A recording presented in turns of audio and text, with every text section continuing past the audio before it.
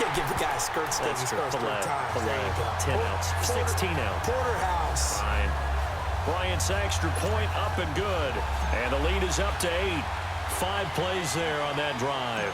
And Tevin Coleman polished it off with a touchdown run. On the return, it's Wendell Smallwood.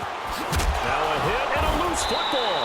And his guys will take over at the 25-yard line.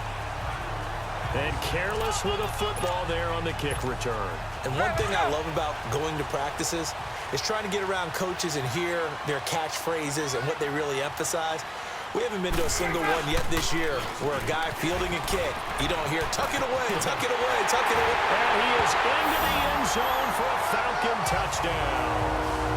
Tevin Coleman on his way to a historic performance, 4 first-half touchdowns. And the Falcons will extend their lead. And let's not forget he had the receiving touchdown earlier, now a trio of rushing touchdowns. Quite a performance. Diversification, that's all you can talk about. His ability to do everything leaves him on the field on every down on offense because you can hand it to him as we've seen. What'd you say, 3 rushing touchdowns? And, of course, throw it to him where he's caught 1 as well. Defensively, certainly not fooled there. Play started at the 2, and he was tackled at the 2. That has to feel good for them. Not happy about having given up the touchdown, but stopping the 2-point conversion gives them a little bit of a lift as they head to the bench. And he'll get it up to about the 26-yard line just across the 25. Carson Wentz and the Eagles make their way out to the field. A lot of the problems have been on the other side of the ball. Is that frustrating for a quarterback who's been playing well? It is, but there's no way that the best ones let their teammates know that. They actually take it upon themselves and say, okay, I have to do even more, or I need to play better. Maybe even say I put my defense in a bad spot. That's what true leadership shows you. Yeah, well, he doesn't need to change much personally. A very solid gain of 27. And now with that completion, he's north of 200 yards here in the first half. And he's going to break our statistician, Marvin, isn't he? Because Marvin right now is just tallying it up. Hope his hand doesn't hurt too much doing this or keeps hitting the calculator. But my goodness, what a start he is off to. By the end of this game, he could have monster numbers. Sproles lost the football. And the Falcons say they have it, they do.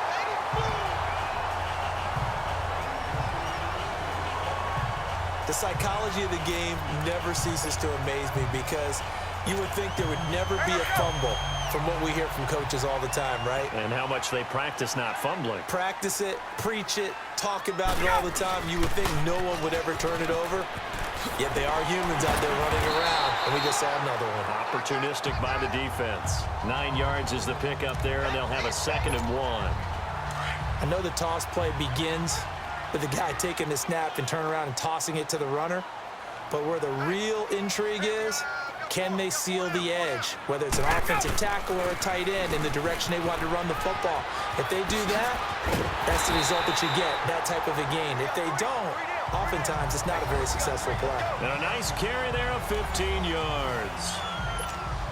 Really good, skillful, tough running throughout this contest. Picked up first down after first down. He's got to have a nickname, doesn't he? How about the human first down machine? I think that fits. Now they'll run it on the toss. Slipped one tackle, but no more as he's knocked to the deck behind the line of scrimmage. It's a loss of a yard there, and now 2nd down. Well, with the kind of half he's had, I think we can forgive him that run, right? Not every run's going to be a big play, is it? No, and also the blocking just wasn't there. No room to run. Yeah, defensively, they got to find a way to build on that because he's eating them alive in the first half. Just a gain of a yard there, and now it'll be 3rd down.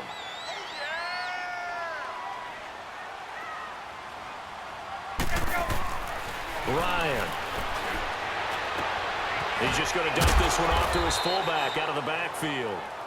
And he'll go down here right around the 23-yard line.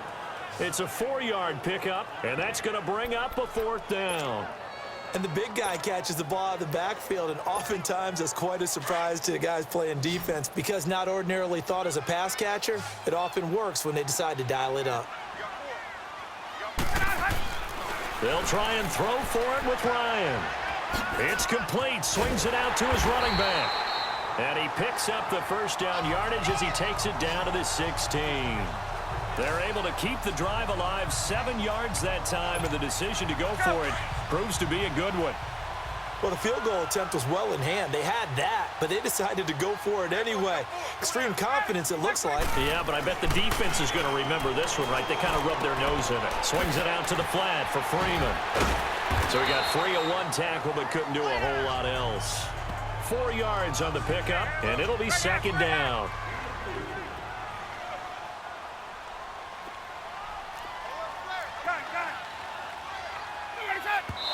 And now they come up and spike it to stop the clock.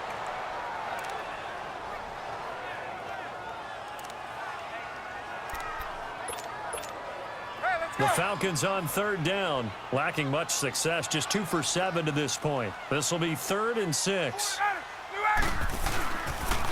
Now they'll run it on the toss. And this play gets blown up. They'll lose yardage back at the 17. Losing 4 yards that time, and now it's 4th down. An interesting and intriguing decision there defensively because they kept extra DBs on the field despite seeing the multiple tight end look that came out for the offense. I thought they were going to switch out of it. I didn't know if they felt they didn't have time or what the case was. Well, in any event, the extra speed allowed for great penetration as they stuffed that one behind the line of scrimmage.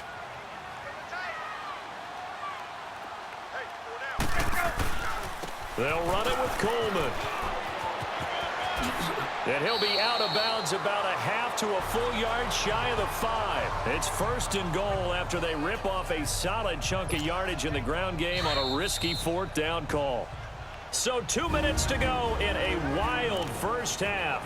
We're back to Atlanta right after this timeout. A chance to really cap off a big first half here as they come up on 1st and goal. Coleman now.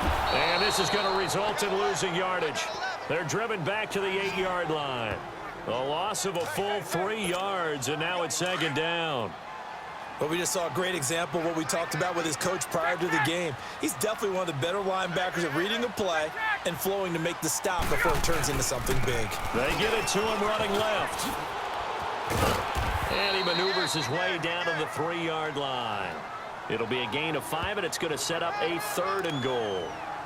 And that last carry puts him right at 100 yards for the game. So how has he done it? Because he's been patient, followed his blocks, let everything develop, and then burst through for big gains.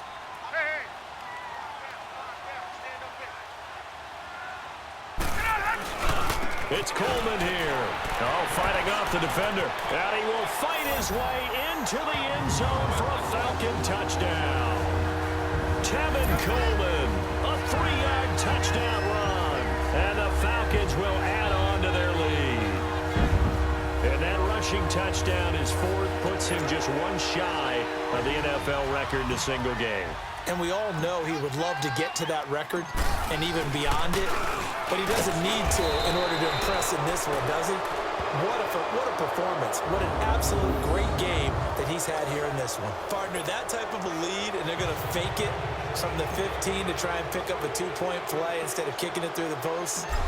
Come on, man. Put that in mothballs. Come on. Come on. Don't do that. Put that in mothballs? Yeah, preserve that for it. That's an ancient relic. Faking it. I couldn't understand. You want to rub it in a little. You fake it when you snapped it from the 3.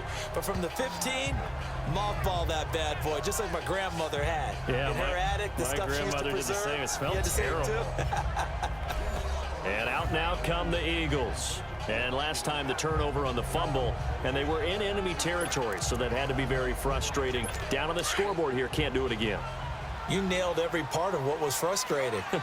Down on the scoreboard, had a drive going, had pushed it past the 50-yard line, so they felt like they were in striking distance. And it's a fumble, and the Falcons grab it, and his guys will take over at the 25-yard line. Whenever I see a team turn it over on back-to-back drives, fumbles on their last 2, I know one person's blood pressure who is starting to rise, and that's the head coach. Absolutely. And when's it going to go down? When they stop fumbling? When they stop fumbling and after he's assessed the game film, and only if they manage to win the game. Now they'll run it on the toss. Pushing through the contact. And he'll go out of bounds inside the 15-yard line. It's a gain of 11 yards that time, and it produces a new set of downs. We don't talk about it very often, but sometimes there's a dip in intensity when you start the second half, which can manifest itself in some sloppy tackling. And how about right there? He ran right through that weak tackle attempt. Running game working. They'll stick with it on first down. Oh, a 360. And power running here down to the 6-yard line. It's a 7-yard carry to set them up with a 2nd and 3. Despite the blitz, they're still able to pick up a nice solid gain. The disadvantage of blitzing often alters the normal spacing and run fits and leaves creases like they were able to exploit right there. Now they'll run it on the toss. And able to break one tackle, but then quickly brought down. 2 yards on the carry. That's going to lead them to 3rd down. He's definitely tough to get down. We just saw it right there. But how about what we did see? Pursuit, wrap up, and then the big finish with the tackle. On 3rd down, it's Coleman. And he will take it in for a Falcon touchdown. Tevin Coleman in the final seconds of the first half. And the Falcons will extend their lead. And all he takes off with it, it's a fake. And that's a lead that excites a team as they head into the half. Good way to finish things off. Yeah, able to extend that lead, and you always say it, that can totally change the complexion of half number 2. Yeah, it changes your morale, changes your outlook. But even before that, let's see if they decide to kind of squib kick or what they're going to do on the kickoff, because you don't want to give up a big play right before the half ends. Good point. Smallwood on the return. And he'll take this across the 25. Couple extra yards up to the 27-yard line.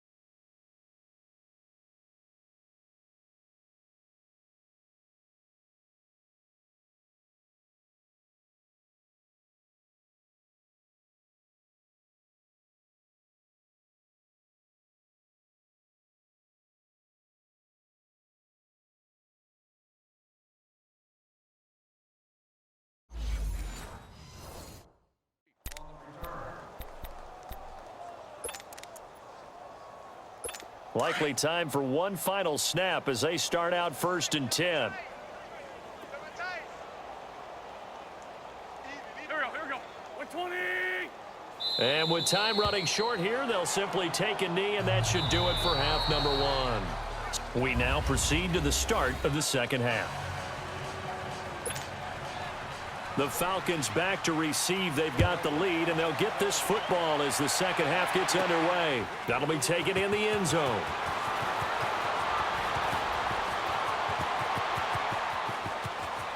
Weaving through traffic, and now he's free.